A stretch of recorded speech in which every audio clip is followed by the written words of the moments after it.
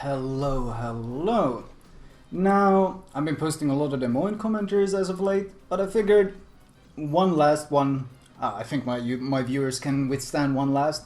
This time the focus is mostly to show how incredibly strong the ship is in divisions. The divisions in this game, of course, have the advantage of you can compensate for the weaknesses of certain ships. Like if you play a Yamato, you can queue up with something that has good anti-air and something that can scout. Then you nullify the two weaknesses like carriers or DDs wrecking your Yamato.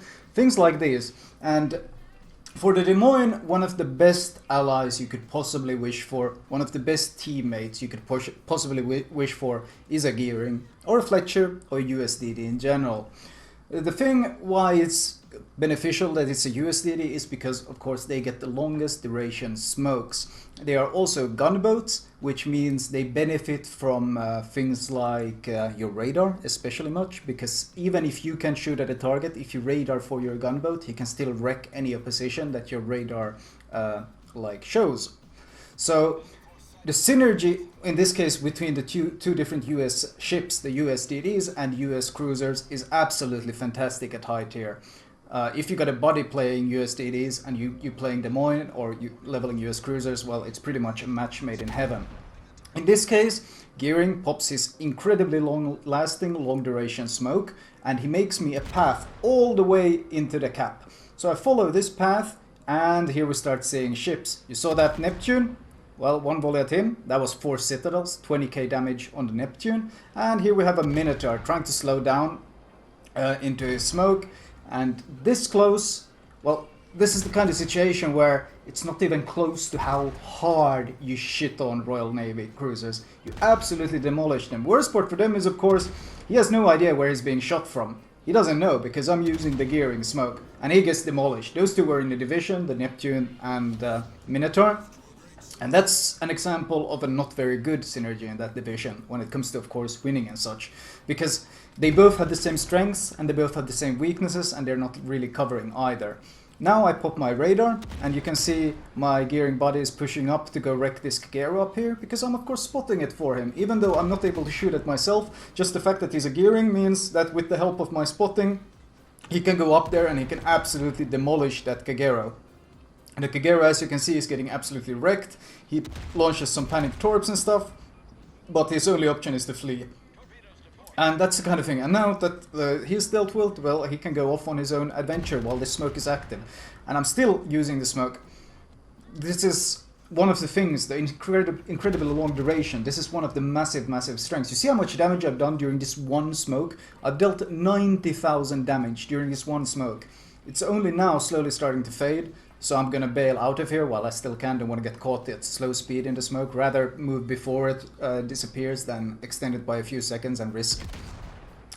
Kurfus showing broadsides, of course, switching to AP in this case. Oh, Kagero is spotted. But once again, my Gearing buddy is already on it and is already dealing with him. And this is the kind of thing I mean. This kind of synergy. And if any planes try to harass your DD, well, going close to Des Moines, any planes going close to Des Moines, they absolutely melt.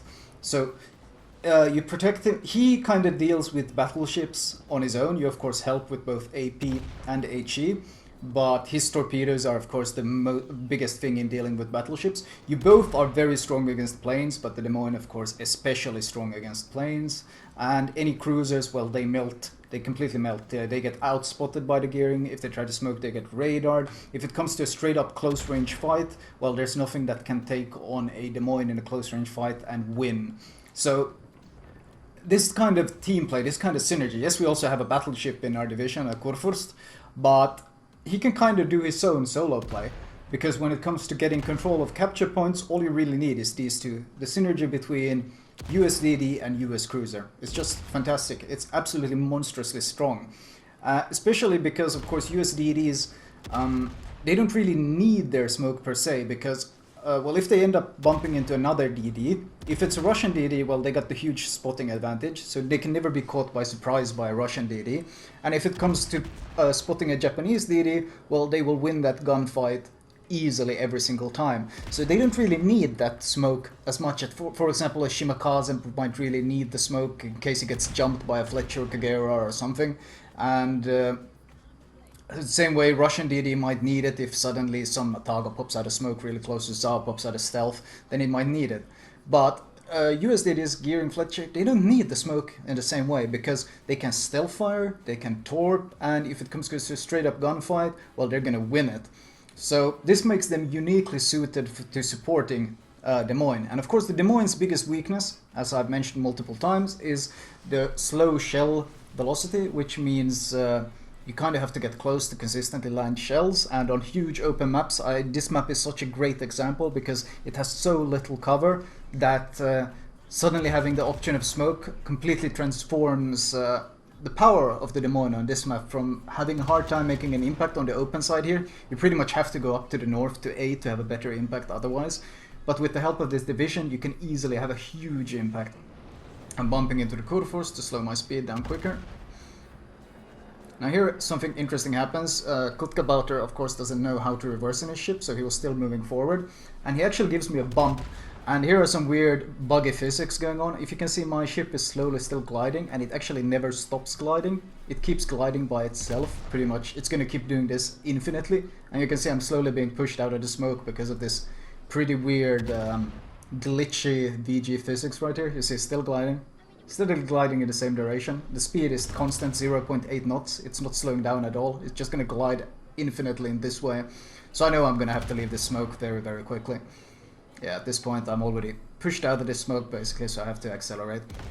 And I don't really need the smoke at this point. I'm just gonna push in and do some more harassment on these battleships.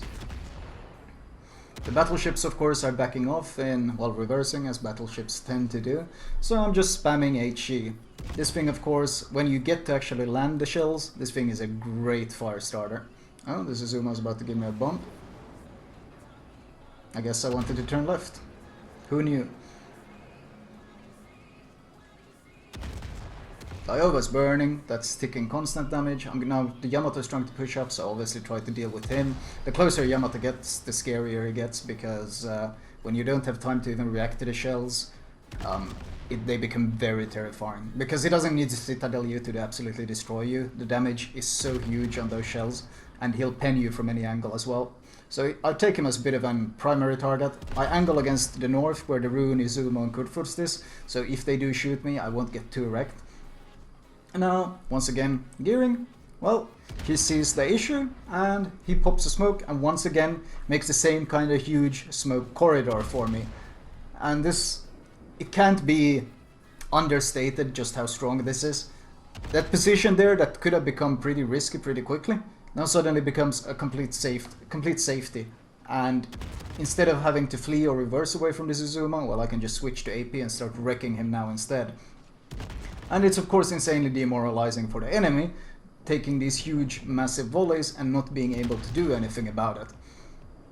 Yeah, there's literally nothing he can do right now. He's trying to shoot at some battleships, but it's not really the battleships that are the issue, it's my super heavy AP that's absolutely melting him. That's him gone. Let's work on the Takao. I mean, you can get plunging AP fire, but there we go. 4.5k volley. Let's see if that continues. He's healing up a bit. Oh. I think I overshot a bit. Now we were getting trolled. Fine, I'll switch to HE. Fine, I'll switch to HE to deal with them. And of course, as soon as I switch to HE, a Yamato deletes him. That's pretty much how it tends to go. But whatever, switching over to HE, or well, switching over to the Iowa in general, he's still pushing up. This is the guy that reversed much earlier, and he's finally pushing up into the battle now. If he gives me broadside, well, then it doesn't matter if I got fires going or not, because as I said before, yeah, he's giving me broadside. AP, fantastic, absolutely fantastic on this ship.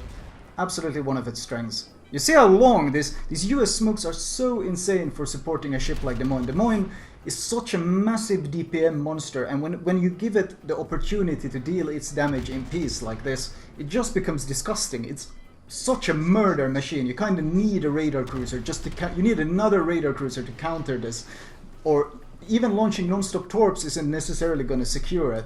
And the game ends there with that last kill on him. And I mean, looking at the scoreboard, 216,000 damage on Okinawa, and well, the credits are always good, but looking at the team score, this actually annoys me a bit because Argyrin, Ghostbuster, he didn't get nearly as much XP as he should. In my opinion, that kind of team play should be rewarded, because the reason I did such a massive amount of damage and had such a huge impact was, of course, his incredibly useful and well-positioned smokes that allowed me to do that, have that impact. And it kind of bothers me that Wargaming doesn't reward that kind of team play in any way. I feel like if we use smokes and deal damage, he should get XP based on basically how much damage we do, for example. Some sort of bonus for it, because he doesn't get rewarded even though he played such an integral role in this victory. Looking at the detailed report, you can see it didn't even go to 10 minutes. It was a 9-minute 54-second game and still broke 200,000 damage with considerable ease. Almost got a witherer in terms of HE damage. I mean, one more fire there and probably would have gotten it. And AP damage, 120k in pure AP. So absolutely such great synergy. This is my last Des Moines commentary for a while, but I just wanted to highlight this absolutely fantastic synergy between these two classes. And when people tell me how weak the US Navy is, well, yes, I agree when it comes to the carrier, and I agree with the Montana. But when it comes to the DD and the cruiser, these two together are such a formidable duo and just very hard to fight against, regardless of what map you're in. Anyway, this will be my last Des Moines commentary for a while, but I hope you enjoyed this Des Moines series that I did. I will be moving on to the next ship. And I've actually had a lot of requests to make a similar type of series, so we'll see about that.